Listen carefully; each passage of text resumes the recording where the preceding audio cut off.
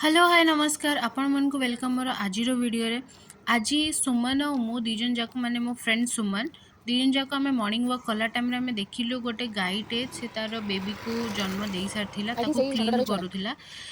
एई जो सिचुएशन टा देखि मते बहुत क्यूट लागिला मु एटा कैप्चर कर देली।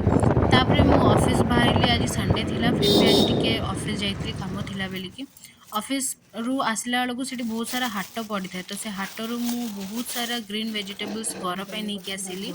मक्का आनली स्प्रिंग अनियंस आनली आ एटा गोटे आम एरिया देसी चना तो सहीटा भी नहीं कि आसिली ताकि घरे समस्ते आम टिके एंजॉय करूँ। तो बड़ बड़ जो शिमला मिर्च जोटा सेटा भी नहीं कि आसिली एटा को फ्राई करले बहुत भल लगे तो आर भी रेसिपीज मु शेयर करी कि मुझे कौन कौन आइटम रे बनैली तो सेटा भी बहुत भल होइतिला।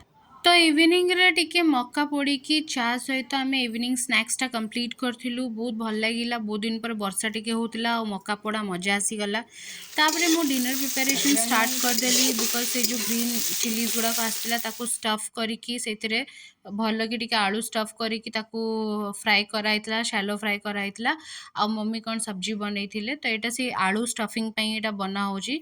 तो सबू मिसेकी आमे खाइलु आम डिनर टा कंप्लीट हैला। बाय देखा हबो नेक्स्ट वीडियो रे।